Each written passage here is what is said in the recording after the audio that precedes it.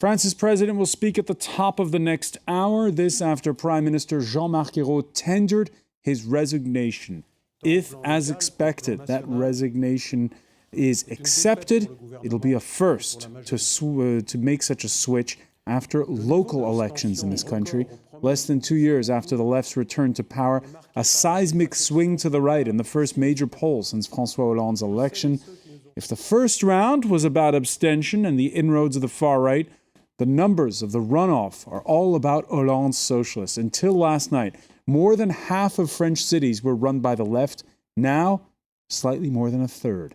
While the far right seemed to plateau after historic inroads in the first round, the left got virtually no traction from three-way runoffs with the mainstream right. We're going to break down the numbers and draw the lessons for Hollande, whose January announcement of a tack towards belt-tightening and less taxes failed to sway voters so far. Is the problem policy or Hollande's way of governing? Under the powers bestowed by the Constitution founded by General de Gaulle, France's president strikes a regalian pose. Did the French really want Hollande, the candidate, what he promised, a normal president? We're really asking our panel. Today, in the France 24 debate, we're looking at the cabinet reshuffle to come. With us, John GAFFNEY of Aston University's Center for Europe. Thank you for being with us here. Pleasure. Also with us, Philippe Moreau-Chevrolet, columnist for the French political weekly Nouvel Observateur. How are you? Fine, thank you. Busy day today. Busy day and busy yesterday. Busy it was yesterday. Election day. It was election day in France. His most recent book, The Merde Factor, once again chronicles the quid pro quos of a Brit in France, journalist Stephen Clarke. Nice to see you again. Yeah. And let's say hello as well to conservative political essayist Evelyne JOSLAIN. Good evening. Thank you for joining us. The France 24 debate, where you can join the conversation as well on Facebook and on Twitter. Our hashtag F24debate. France's prime minister already sounded a bit like a fall guy when he faced the music shortly after the polls closed on Sunday evening. Un moment de vérité. Et je le dis sans This evening has been a moment of truth. Ce vote, I will say it straight. tant au At a plan local local, level au plan and a national national, level, this has been a defeat c'est for une the défaite government. pour le gouvernement. What strikes you the most about what happened over the past 24 hours and the pose struck by this prime minister, who, by the way, had a 2-hour meeting this Monday with the president? He did what he could to fight the fight of the elections. He was the first to react on last Sunday, and he tried to endorse the defeat the most decent way he could. Is a guy who has a lot of decency in his manners, in his ways. He's not well adapted to politics nowadays. He's a bit old-fashioned that way. And he's got to go because the government is not dealing with the situation as it should. I mean, they are merely reacting to what's happening. They are following the flow. They are obeying to what the press tells them, and they are not in charge of their own destiny. They have failed in that regard. They let the things go, and they react as, they follow the flow. So they're reactive, not proactive. No, they are merely reactive. And what we see with Manuel Valls is really... It's like François Hollande has no other options than this one, because it's a strong option. And there are elections coming, the European elections, that should be as bad as these ones. So what will he do next after these European elections? What can he do if already Manuel Valls is in place? So what you're suggesting is it was a bad idea to change the prime minister at this particular time? I think he should have waited for maybe 1 day, 2 days, maybe longer. He should have waited not to obey the press. He should have imposed his own rhythm. He shouldn't have done it that way. Nobody was forcing him to act. Nobody. John GAFFNEY, do you think it was a poor idea to accept, or which he probably will? By the way, it's April's Fool's day tomorrow. So it's not a bad timing. It's not a good timing. One feels sorry for French prime ministers because this is Hollande's defeat. This isn't Ayrault's defeat.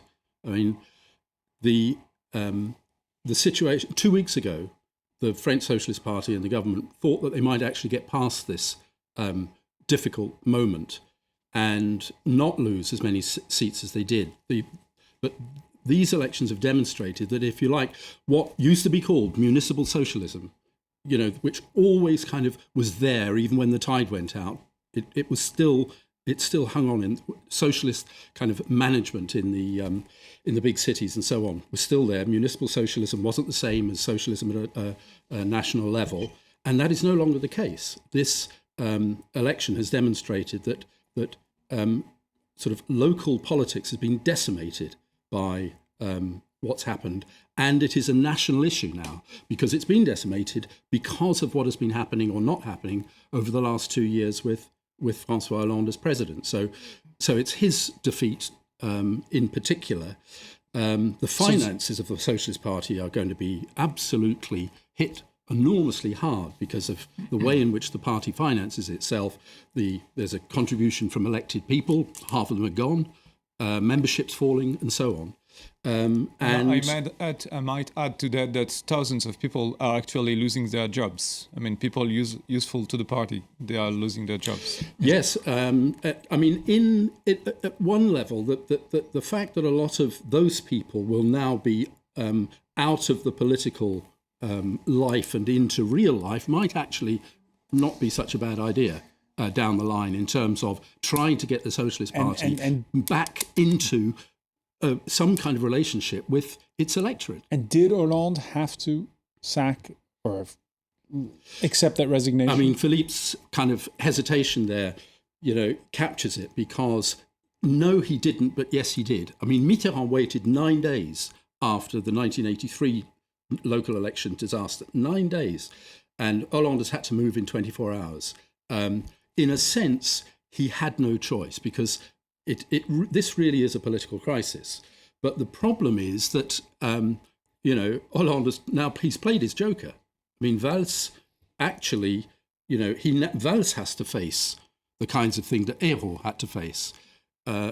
Unemployment talking about people without jobs, unemployment went up 30,000 last month.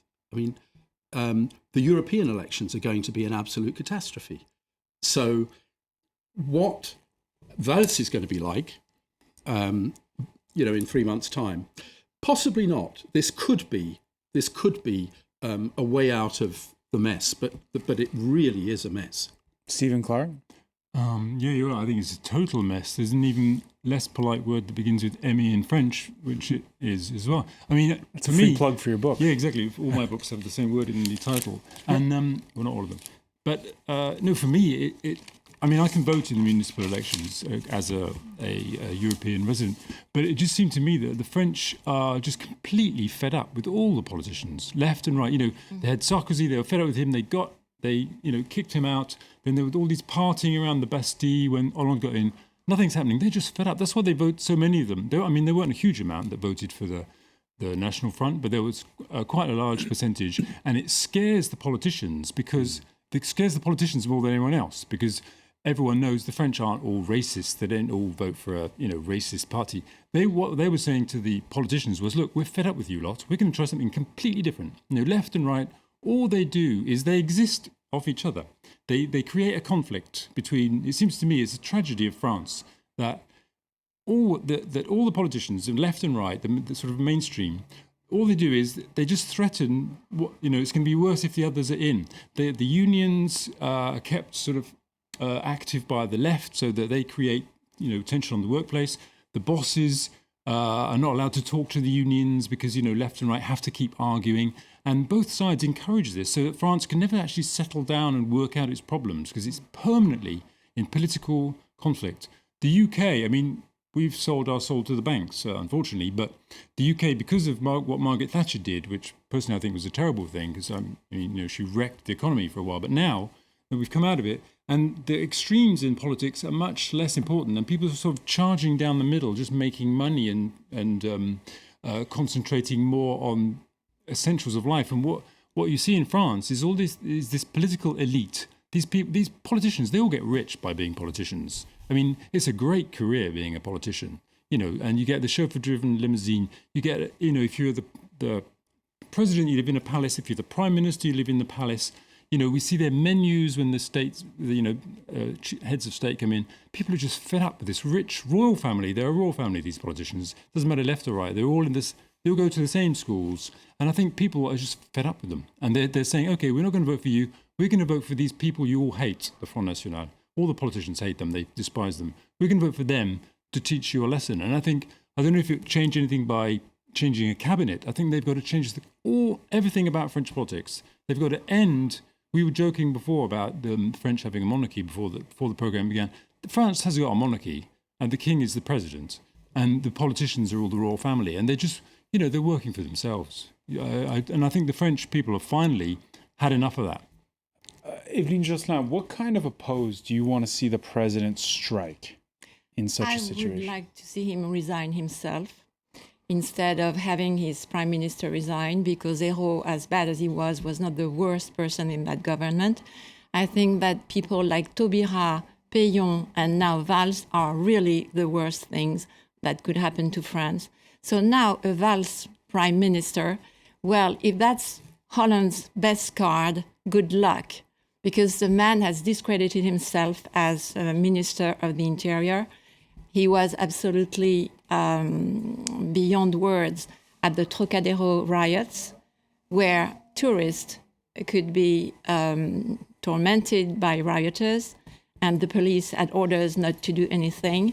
He was atrocious against the people who peacefully demonstrated against gay marriage, and he was also... You mean that the French Tea Party doesn't That's like my time to speak, please. And so he was... This is it. It's just the left and right. You're just giving us the right-wing version. I mean, you're just coming off with the right-wing politics. Yes, the Tea Party you're version, keeping the the French whole. Tea Party You're keeping the whole argument going. You've got to forget left and right and just concentrate on France. You're talking about gay marriage. What are you talking about gay marriage? No one really cares about gay marriage. Yeah, gay marriage cares. isn't hurting the economy, is it?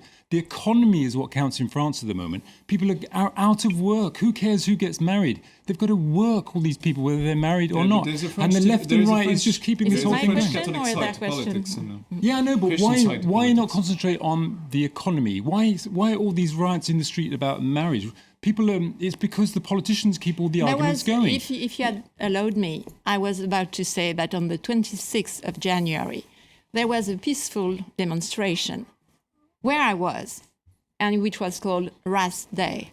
And I think that these election results are absolutely in the wake of Ras Day. Ras Day was not only against gay marriage, it was against everything that government is doing and has been doing and plans to do more, to do further. Because a Valls prime minister is not going to change anything. That's just musical chairs.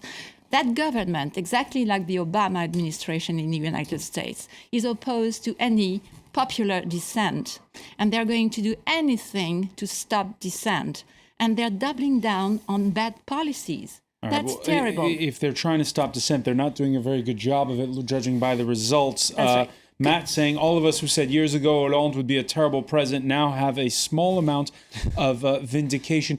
Philippe Moreau-Chevrolet, we're talking about the Interior Minister, Manuel Valls, quite charismatic, opinion polls say he's most popular. He's loved on the left and the right. And they don't really like him on the left wing of the party. I mean, he has a majority of people with him on the right, so yeah. That's not true. Well, I didn't understand your question. I was going to say, he's not going to rally the troops, is he? Because no, it's kind of difficult to know how the left will welcome Manuel Valls' rise to power. I mean, he has a bit of a Frank Underwood image in the left, if you want to say it that way. You know what Frank Underwood says in House of Cards #2 and 1? It's power is all about location. I would like it's to say like something. real estate.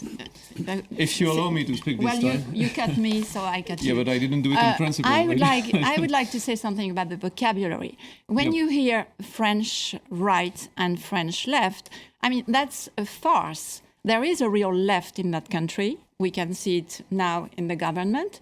And actually, it's the most extremist part of the left that we now have. In government, we have the most extreme part of the left. Radical, 68 people. Mm. And when journalists speak of the right, well, if they speak of the people, of some voters, I agree with that. But when they speak of right-wing politicians or conservative politicians, please let me finish. Why do you keep going there about are left no and right? such things as conservative why are you arguing French about the politicians? definition of parties, about the definition of what is left and what is right, when the economy is in a disastrous state? We are going to speak about the economy. I agree with you on that point. What is the left and what is the right? But to answer your question, maybe Valls will have a difficulty to rally all the people on the left. The question is about, for instance, the Green Party.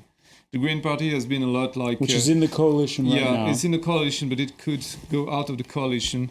They have a political momentum now because they were strong in the elections and they kind of saved their political image in these elections. We don't know if they will rally to Manuel Valls. I mean, it's difficult to know. John GAFFNEY, there was one of the columnists this morning saying how major economic reforms in France have come across in times of crisis. There was, be it in 1958 when France was embroiled in the Algerian War, and 1983 when the franc was tanking at the time. Do you see this as a moment where Hollande won't waste the crisis?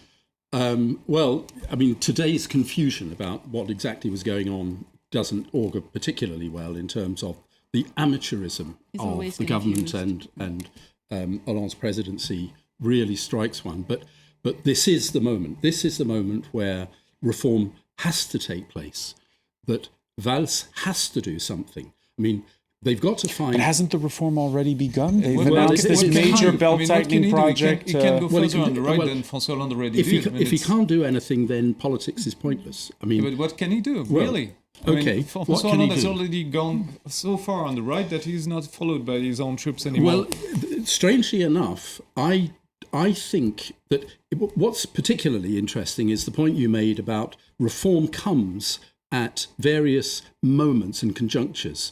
And if there is going to be reform, this is when it's got to happen.